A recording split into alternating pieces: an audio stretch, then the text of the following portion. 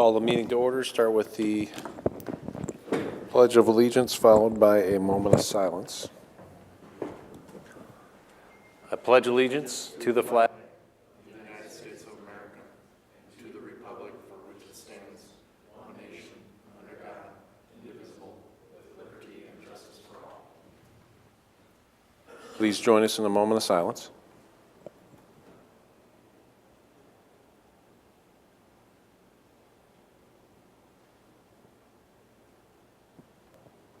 Thank you.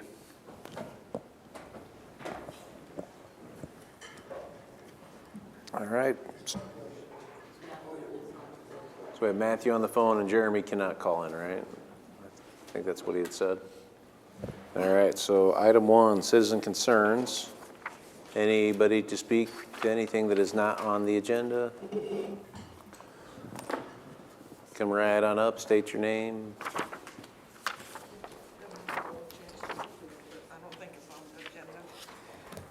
Valerie Yukon, 1512 South Lynn Street, Sioux City, 51106. Just a couple questions regarding the new jail.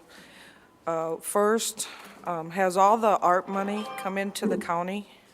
Sorry, what was that?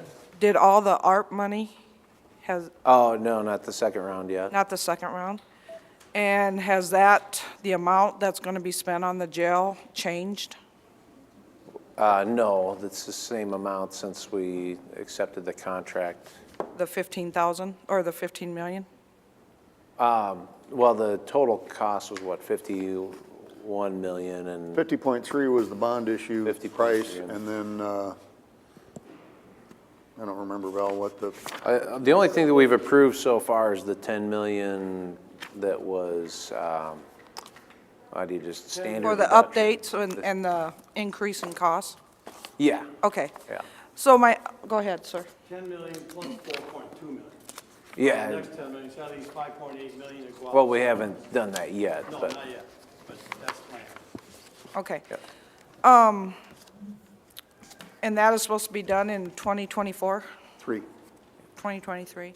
So my question is with these individuals that will be coming into our community after being released, are we starting to have discussions and talks about what kind of programs we're going to try to have in place for these people that are coming out of incarceration? Are you talking about any federal inmates we might have? Yes. No, they won't be, they'll only be housed here while they're waiting for trial elsewhere. They won't be released back. They might be waiting for trial in Kansas City or Minneapolis, so it's not like they will be released once. Okay. No, this is just temporary housing for them because they're crowded for space everywhere else. So the jail is considered the temporary housing? Well, for any federal inmates, yeah. Okay. So then there's been an expansion on the jail because of how small this one was, correct? Well, yeah. yeah, so like this one can only, what was it, 234, and then our inspector said 507 at the new. So I guess my question is still the same. Are we going to work on any kind of programming to try to help these individuals get acclimated and get back into our community in a positive perspective? I guess I can't speak to any of the programs. What programs do you have currently, jail diversionary programs or? I mean, I know we have HUD and we have the specific housing and things, but to have them get their education, and I don't want to be negative about this, but I just think we have an opportunity to be ahead of the game instead of trying to be reactive. No, you're good, Val. Stay right here. So I guess the only thing I would say is just to differentiate the difference between when they are released from the jail. At that point, it kind of goes outside of our, it's outside of our lane. While before they get to jail, we're looking every day at doing everything we can to try and find alternatives to having them incarcerated. So if I understand you correctly, what I think you're looking at is, are there programs that once they're out, the public can do things to ensure that they don't get back in jail? and come back in. And that's probably a broader spectrum than just the sheriff's office or just the county. That's probably a lot of different entities coming together. And of course, if we can limit the number of people who repeat, commit repeat offenses and come back, that benefits us. And it benefits the community as well. So if there are things that we're not doing currently that you're aware of, please don't hesitate to reach out. We're always looking for ways that we can either mitigate the number of people that are coming in by electronic monitoring, other means that we can get them the help that they need. We're always looking to do that. But once they've been adjudicated and they're out, then really we just don't really have any say in that. If that makes sense. It's up to them to find help, Yeah, well, if they want help. And other organizations, but from the standpoint of the actual sheriff's office, once they've served their time, they're out of our custody, so to speak, then really it becomes, the other, for lack of a better term, other organizations' responsibility to try and make sure that they find that help so that they can get out on their feet and get housing and stay sober and the different things that a lot of the people who are incarcerated face those issues. Right, and I understand that, and I appreciate that, because we have a lot of that going on right now. I guess I'm looking at, if we are able to expand in some of that outreach, will there be some funding that comes from the county? Probably not. Why not? Well, I would say. The reason why I'm asking is we have at least, okay, I worked with a young man a couple years ago at my other place of employment, and I busted my rear end for several years to try to help this young man make better choices in his life. And I wasn't the only one, there were several others. This young man is now in a lot of trouble down here locally. Okay, and there were countless adults carrying notes that were pouring into that individual. That individual didn't want to be helped. That individual didn't want to change. And so whenever we're asked to fund another program, we have to take a good long look at whether or not programs are effective. In many cases, if the individual is not willing to change, every program under the sun can be tried to be implemented, but at the end of the day, if an individual doesn't want to change who they are, that's money circling the drain.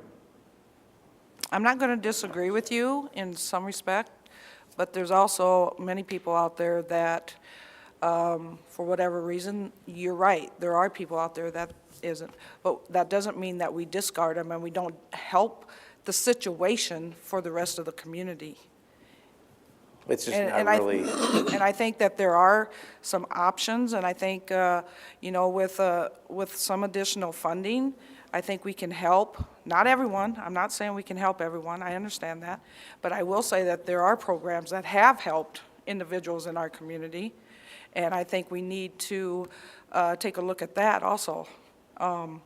So I guess what I'm asking is, when you guys are thinking about some of this funding, maybe we need to support an agency or a program that has been having some success in some ways.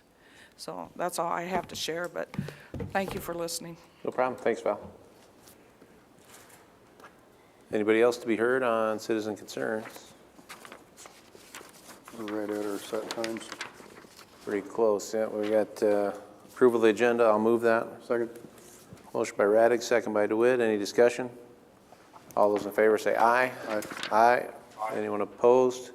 Passes 4-0. We are at our set time of 4:40, which is item 9A under Community and Economic Development. Public hearing on the ordinance to amend Section 5.03 Floodplain Management Ordinance and the Woodbury County Zoning Ordinance.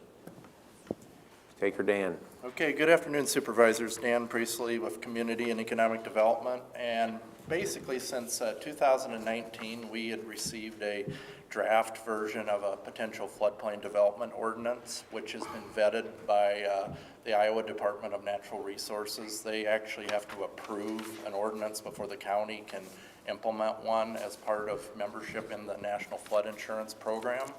And as a delegated community, basically we take that ordinance material and do things such as regulate the floodplain through the issuance of floodplain development permits. And this language that is before you is basically to bring the ordinance up with what the respective federal regulations are. The most notable changes within this ordinance is the removal of conditional uses and moving the accessory structure requirement to 600 square feet before a structure is required to be elevated. And with that said, there's other aspects within the ordinance of requiring elevation, which the simplest way to say it is items of value like electricity, et cetera, items would have to be elevated over the base flood elevation level. So the existing ordinance now requires property owners to go acquire base flood elevation data through our partners with the Department of Natural Resources. And then from that, the county takes the data and ensures that folks properly elevate their respective structures. The other federal regulation that has kind of changed in recent time is the requirement in terms of elevating like grain bins, because grain can be an item of value for the respective farmers, et cetera. And I'm not sure, but I think we have a member from the DNR on the phone, Jason Kahn, who's been a partner with our office for quite some time, and he may have a few things to offer if you have any questions for him about the relationship between the DNR and the county requirements. Well, Jason, you took the time to call in. Anything you'd like to share? Yes, good afternoon. Jason Kahn here from the Iowa DNR floodplain section down in Des Moines. I was just wanted to thank Dan for presenting the information to you, especially concerning the new regulatory requirements for accessory structures. That is something that we were notified by FEMA back in 2017, that the language we had in our ordinances at the time was not compliant with the federal regulations, and so we went about and revised them.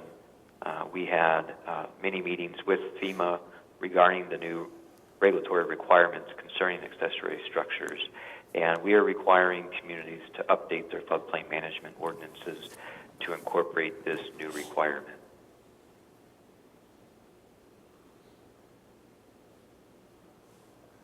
All right, I guess, is there anyone to be heard on the public hearing? Hearing none, I move we close the public hearing. I'll second. Motion by DeWitt, second by Radig. Any discussion on that? All right, all those in favor say aye. Aye. Aye. Aye. Anyone opposed? All right, that passes 4-0. All right. So, yeah, that's what I said, 4. No problem. So 9B is the approval of the first reading of the ordinance. I'll go ahead and move that. Second. So motion by Radig, second by DeWitt. Any discussion on that? All right, seeing none, all those in favor say aye. Aye. Anyone opposed? That passes 4-0 as well. Thank you, Dan. Thank you for calling in, Jason. You're welcome.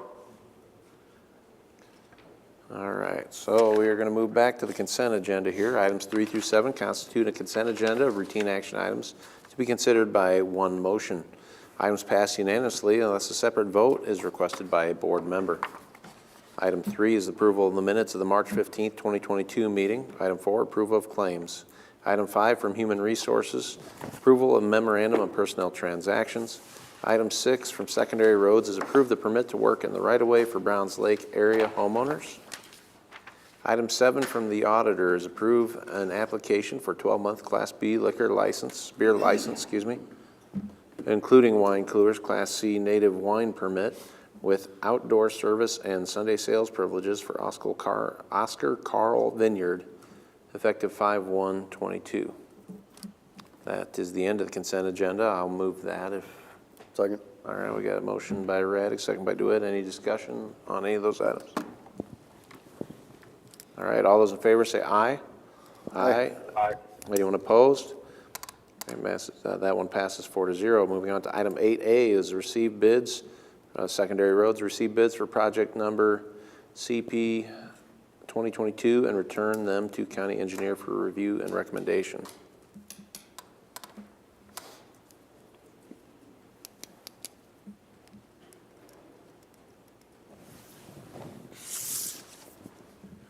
Do you need a letter opener, Mr. Engineer? That's safety approved, Sheriff, just so we know, that's just a. And yes. I did have some bid tabs, I thought, but There's a big piece of paper at the end of our agendas here. We can just use that. okay. I must have left those at the office, I apologize. First bid is from Contact Engineered Solutions of Ankeny, Iowa. Oh. That was an You easy. get a paper cut, we're not paying for that on workers' comp. Yeah.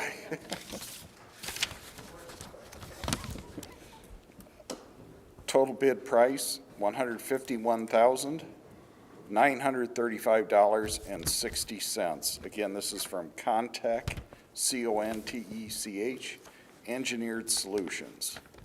$151,935.60. Next bid is from True North Steel.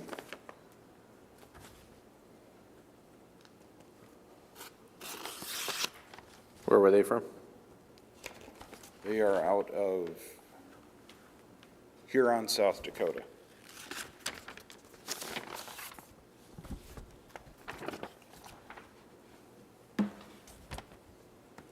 Total bid price, $192,512.59. $192,512.59. That's a lot of difference.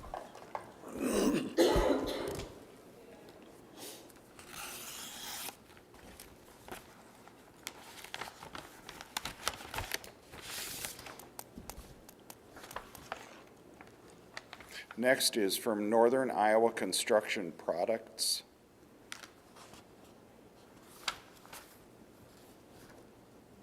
I think they're out of Waterloo, Iowa. I know they're in Iowa, but they didn't give me their city.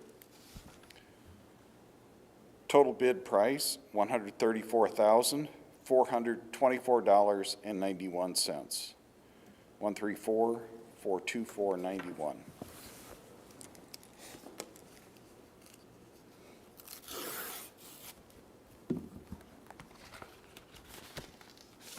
The final bid is from Metal Culverts of Jefferson City, Missouri.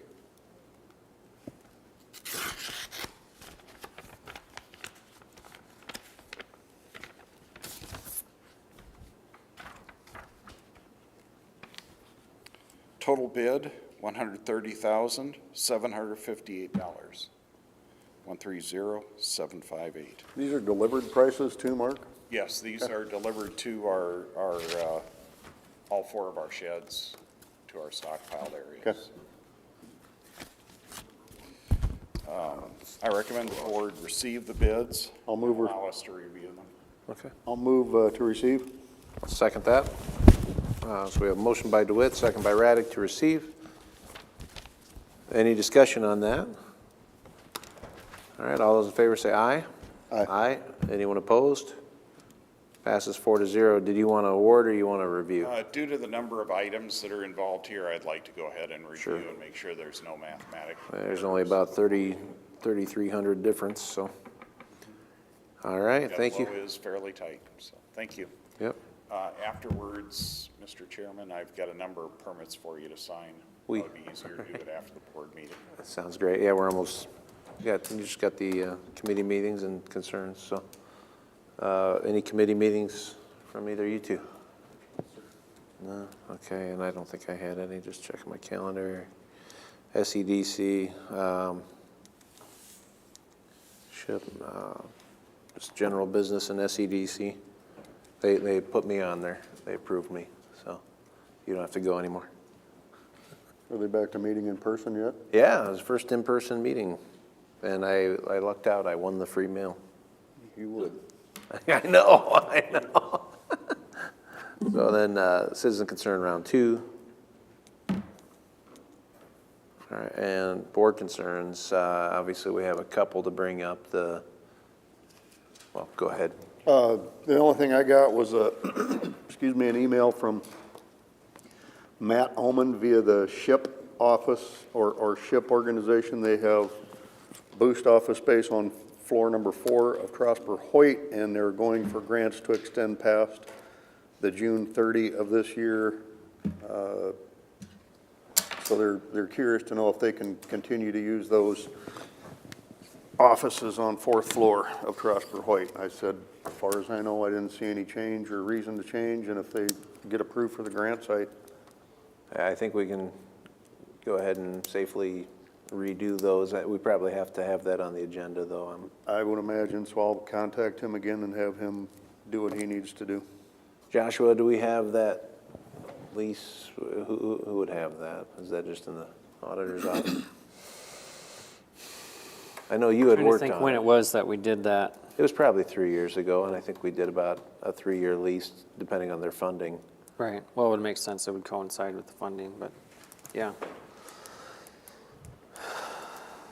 Karen's usually the keeper of the Keeper of board documents.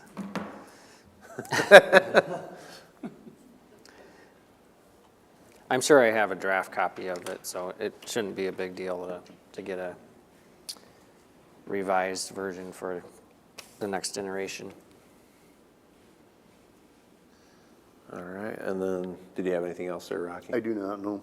Anything from Florida? No, sir. Traffic's horrible. I lived in Orlando. I remember on the radio, there was a guy that said they should change the state flag to just somebody with like glasses peering over a steering wheel with like the knuckles hanging over, because that's, White hair, or no, Yeah. blue hair and white knuckles. because it's either tourists or retirees that live in a lot of the areas, and yeah, the driving and traffic is crazy in that area. Did you have anything for it? We have our issue with conservation and the funding mechanism for their loan. So I don't know if you guys have probably both talked to Dennis. Matthew, you probably haven't heard about it yet, but in Iowa code, he did hear about it? I've talked to Matthew about some, I've talked to the other 2 supervisors, yes. So- And the plan is to move next Tuesday. Okay, so in Iowa code, you can't bond over $300,000 for a conservation project. So we're going to move forward with like something we did for secondary roads on the Breesy Farm, as far as loaning the money out of reserves instead. The other board concern, obviously, the sale of the farm today, which, you know, that's made the news, and about 3 million, about almost $1 million more than what we expected. So that was good news, and with that, no other board concerns, we're adjourned.